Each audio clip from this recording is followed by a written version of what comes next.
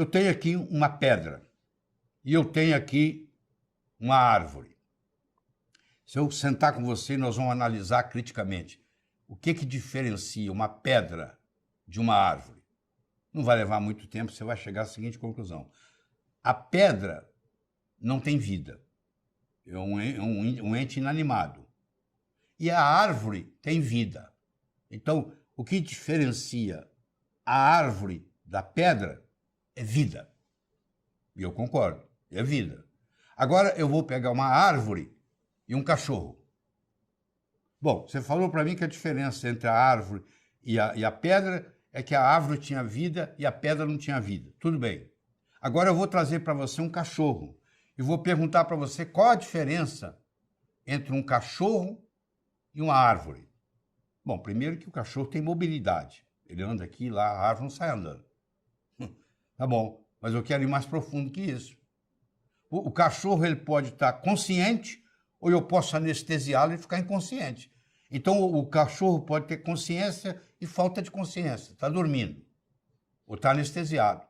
Uma árvore, não tem essa história da árvore estar consciente, tá falta de consciência. Então o que distingue o animal do vegetal é que o vegetal não tem consciência e o animal tem consciência. Eu agora vou fazer a distinção entre o animal e o ser humano.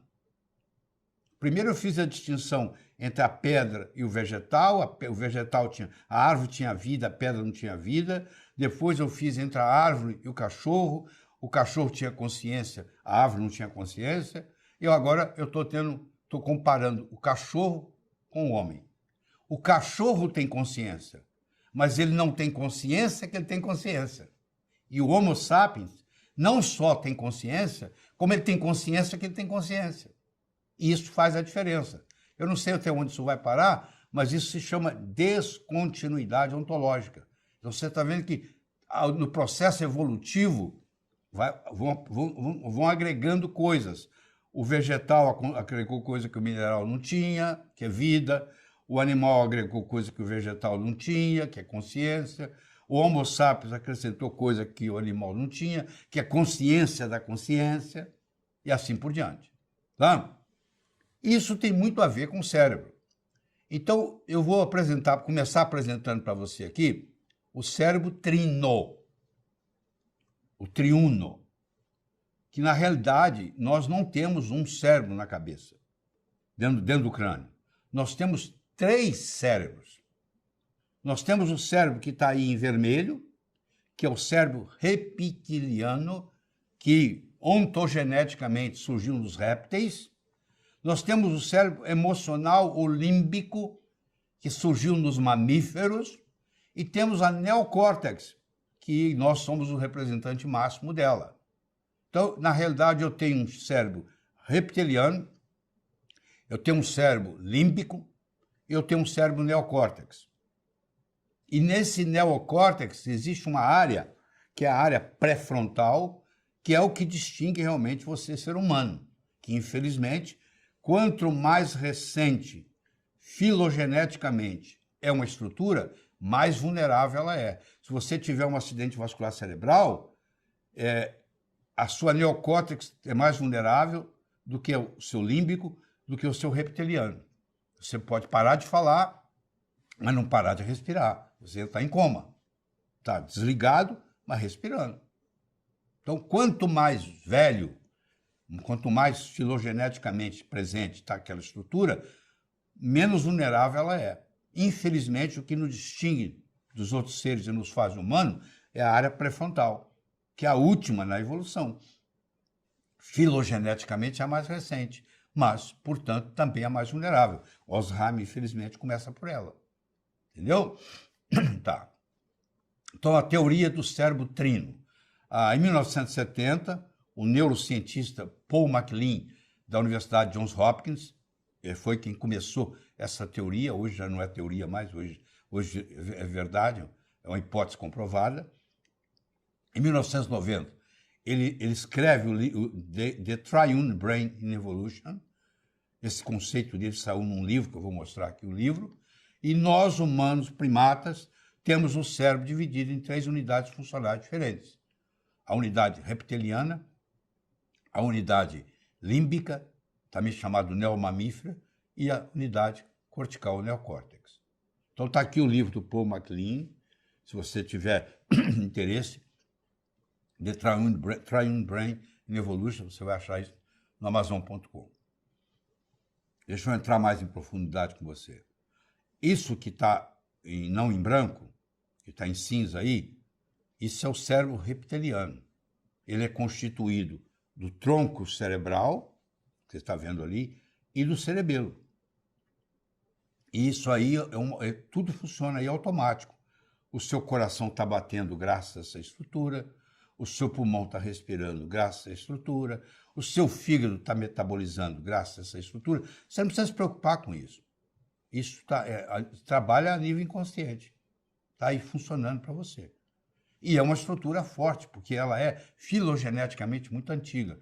Então é difícil você ter um acidente vascular cerebral que vai comprometer isso aí. Aqui já entra o cérebro límbico, formado do hipotálamo, do tálamo, da amígdala, etc.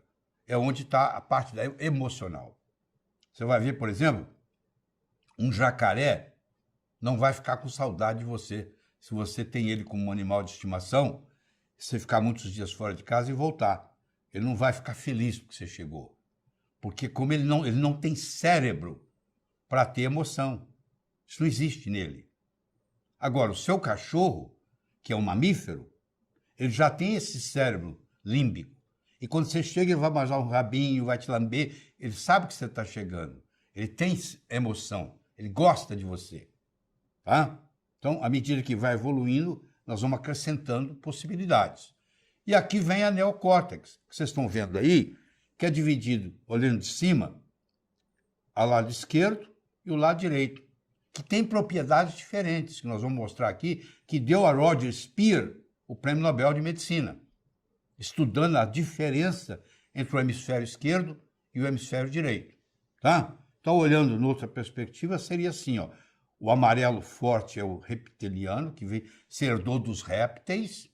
O límbico, que é também chamado neomamífero, foi quando surgiram os mamíferos do processo evolutivo.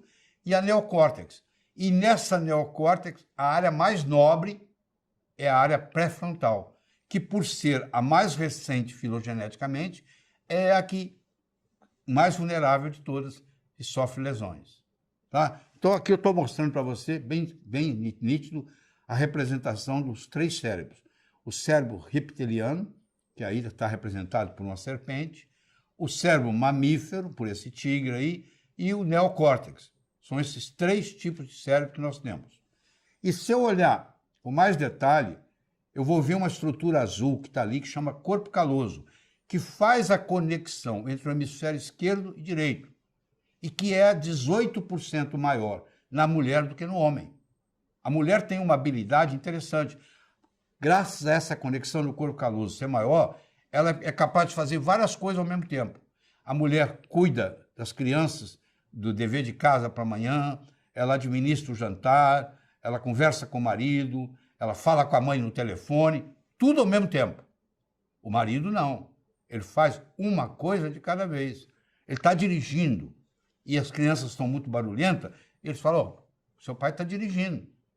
Aí, quando a mãe está dirigindo, as crianças podem gritar à vontade. Mas quando o pai está dirigindo, não. Ele está dirigindo. Ele só faz uma coisa de cada vez. Para fazer bem feito, tem que ser uma coisa de cada vez. Até na relação sexual, o homem não quer conversar. Entendeu? Ele está ali para uma relação sexual. A mulher quer conversar. Ele não quer conversar. Ele conversa muito menos.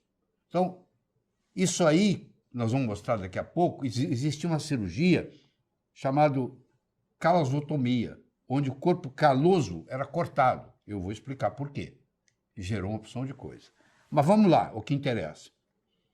No que se refere às observações dos animais, a experiência mais famosa foi feita em 1935 por Fulton e Jacobson, em duas macacas chimpanzés que tiveram suas áreas pré-frontais removidas. Que o chimpanzé é o único que tem uma área pré-frontal parecida com o do homem, ser humano. Depois da operação, as macacas passaram a não resolver mais certos problemas simples, como achar o alimento escondido pouco tempo antes. Tá? E Além disso, os animais tornaram-se completamente distraídos e não desenvolveram mais as características de manifestações emocionais de descontentamento em situações de frustração.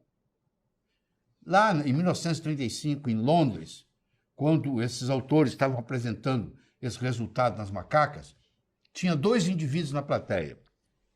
Um era um neurologista americano e um era um neurocirurgião português. E os 2 estavam na mesma sala, assistindo a mesma coisa, e aí cada um voltou para o seu país e resolveu explorar isso no ser humano. E você vai ver o que vai surgir daqui. Um deles era o Egas Muniz. O Egas Muniz ganhou o Prêmio Nobel de Medicina, português, ganhou o Prêmio Nobel de Medicina porque desenvolveu o exame cerebral, de angiografia cerebral. Não foi por isso que ele ganhou o Prêmio Nobel. Foi pela angiografia cerebral que ele foi o primeiro no mundo a desenvolver. Ele era um neurocirurgião português. Mas ele também criou uma cirurgia, que eu vou mostrar para você daqui a pouco, onde ele separava a parte anterior da parte posterior do cérebro, chamada psicocirurgia. Tá? Aqui está o Hospital Santa Maria, em Lisboa. Aí está uma estátua em homenagem a ele, ao Egas Muniz, essa angiografia cerebral, que ele ganhou o Prêmio Nobel. Mas ele também foi o pai da leucotomia pré-frontal, que ele desenvolveu no ano seguinte a ter assistido aquela aula em Londres. Em 1935 ele assistiu a aula, em 1936 ele começou a fazer essa cirurgia. Ele ganhou o Prêmio Nobel de Medicina em 1949 pela angiografia cerebral e ele inventou essa cirurgia chamada leucotomia pré-frontal, conhecida também com o nome de psicocirurgia, que hoje seria extremamente antiético. O médico, se fizesse hoje, seria preso. Mas naquela época era uma novidade, muita gente se submeteu a isso, pessoas com hospitais psiquiátricos que davam muito trabalho, faziam a cirurgia, ficavam bonzinho, não incomodava mais ninguém, etc. e tal.